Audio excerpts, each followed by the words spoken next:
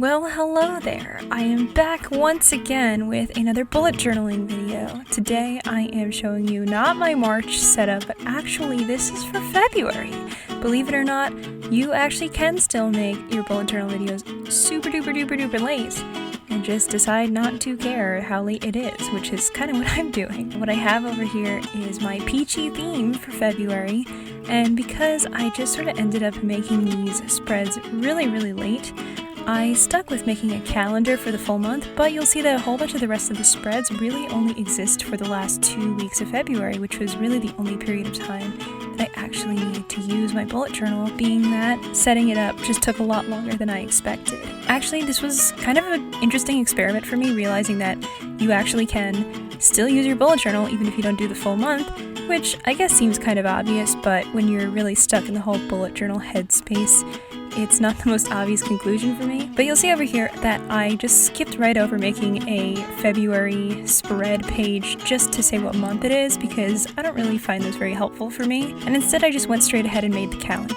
So for the calendar, I went with pink and blue boxes, and I made all of the days of the week blue and the weekends pink. The blue boxes have this pink numbering and the pink boxes have blue numbering. And then I wrote the days of the week at the top.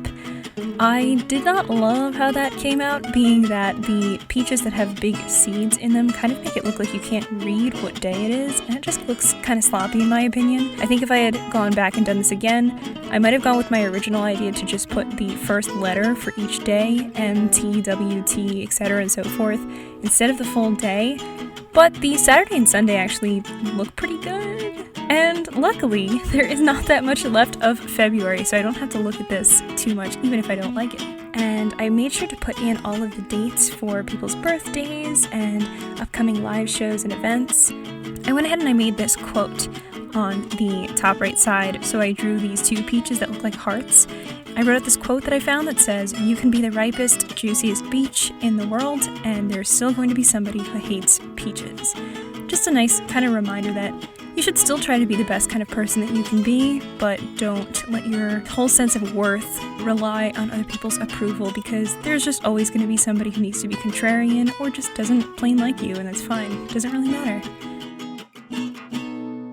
Moving right along, I made the mood tracker, and for this I used that cool little circle maker that I have. People have been asking me about this. This is just like a $5 circle maker you can find on Amazon, and I went ahead and I made little pies for each day that remains in February that I needed to track, and I numbered them, and I added at the bottom this little key that shows what each color will mean for each mood that I'm feeling. So the leftmost is fantastic, which leads to good, okay, angry, and sad. And then I filled them in, and sometimes my mood will change throughout the day, so I'll include that as well, just changing the colors a bit. And then on the right side, next to that, I made the habits tracker. I don't know why I drew the bee that way. Honestly, I don't know. This is not normally how I do my calligraphy. I just sort of stuck with it and kept going. I made this nice, very big peach in the corner, and then I made just the last 2 weeks of February for these trackers. The fact that February is like this perfect month that basically is just like a bunch of rectangles on top of each other, I think was part of the reason why I thought, let me get back into bullet journaling and have fun with it, because sometimes there's just those months, they're just perfect, they're just so exciting. For some reason, February is always that month for me that I'm excited to plan for. And I wrote out the different habits that I wanted to fulfill. Those are things like don't be late, exercise, eat healthy, clean up, read 50 pages. I also ended up putting this picture in that I wanted to include, and I just pasted it on top of one of the grids that I made and drew that grid out again on the right side. And every time that I fulfill a habit, I will just color it in like this.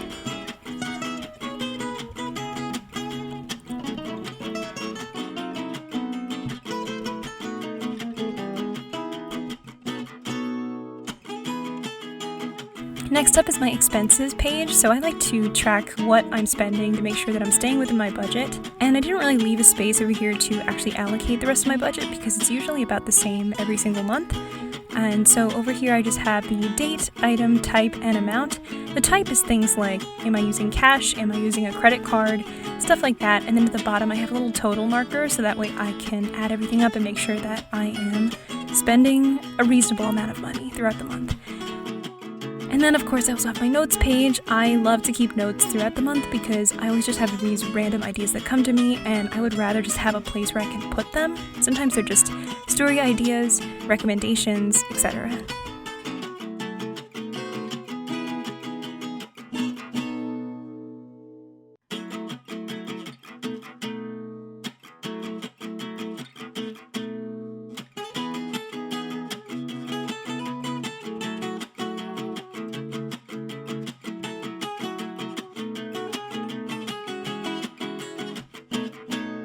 Next up, I drew this D20 dice. I do a thing on my channel every month where I plan out my TBR based on the dice game that I have. I throw a bunch of 20-sided dice, and depending on what that lands on, I will then read whatever those prompts tell me to. Those prompts could be things like a TBR veteran, a friend's recommendation, science fiction fantasy.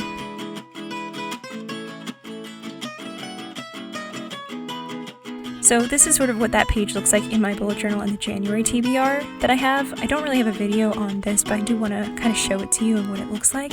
And then I went ahead and I wrote down all of the things that I rolled for. If you're actually interested in seeing what I rolled for and why I ended up with these numbers, I have a whole video about that in my February TBR that I'll link for you down below. Up next I have this section over here where I just drew a little book and then I wrote out book clubs. And I ended up also adding in the word readathons underneath because this is just sort of the area where I can write out sort of the responsibilities that I have with reading.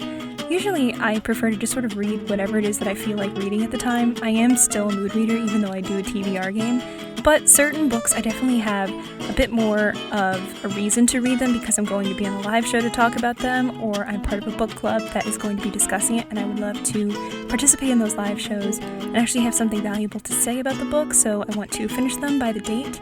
So I just wrote out the name of the club or the readathon and the date of the live show if there is one, and I wrote out the books that I'll have to be reading for each of these with a little checkbox so it'll be easy to check them off whenever I actually finish reading all of them. At the bottom it's a little bit hard to see, but this is the Toy Story Readathon. It's actually called the Woody's Roundup Readathon, but I just forgot what the name of it was when I was writing this out. But I am joining the Team Al's Toy Barn. I didn't talk about this one in my TBR video. I was trying to figure out what each book will be for each of the prompts. Some of them I left blank because I'm not sure what I'm going to do for each one, but that's okay because I think I can always fill those in later. And here I'm just checking off the books that I've actually already finished for the month. And I just moved the little washi tape over because I forgot the Sugar and Spice Book Club for the X Talk.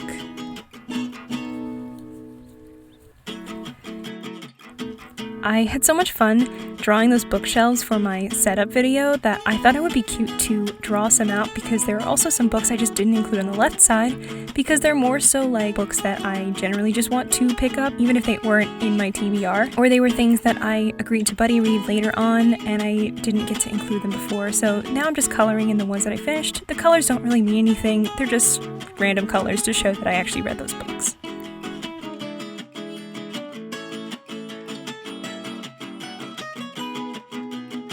Next you'll see I'm turning the book to the side and I'm making a little tracker. I just included the last 2 weeks and I wrote out the days from the 15th to the 28th. And then I wrote out all of the titles that I wanted to read that are still left over that I haven't finished yet for the month. So I wrote all of them backwards so that way I could be sure that they're all aligned to the right. These are a lot of books that I'll have to be finishing in the last 2 weeks. I'm sure I'll be able to finish a handful of these, but probably not all of them, which means my March TBR is kind of going to be full of veterans from February. But you'll see whenever I read a book, I just fill it in with this little circle and then I add on the little stem and leaf when I finish the book so it looks like a little peach.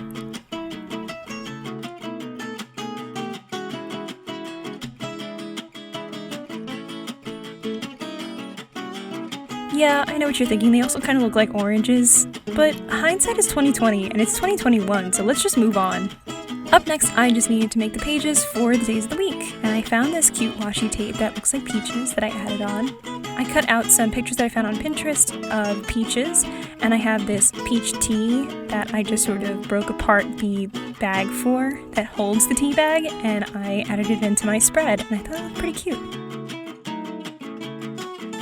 I ended up just alternating which colors that I used for the day and the date So the 15, 16, 17 are all different colors, and then I just sort of rotated that color scheme throughout.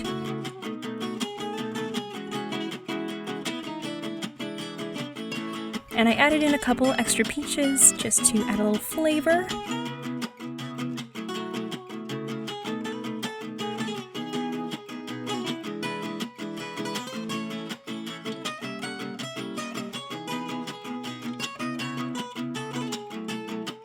Now, I said in my 2021 setup video that you can definitely make a bullet journal even if you don't have a super fancy notebook. However, I will say that as I was doing my spreads, I did find often that it does bleed through with the markers that I'm using, and I don't think these markers are really especially bleed through-y.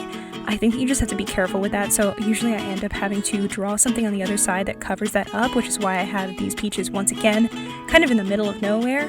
But I ended up making it work by just sort of placing all of the other pictures and washi tape around it and then putting out the numbers for the days of the week once again around those peaches. I loved adding on this cute little rose gold washi tape that I also have.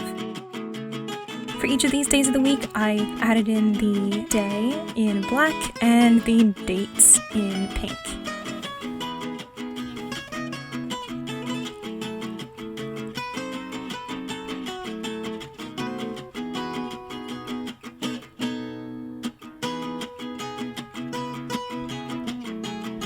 Well, that's basically it. It's time to do the final flip through to show you February.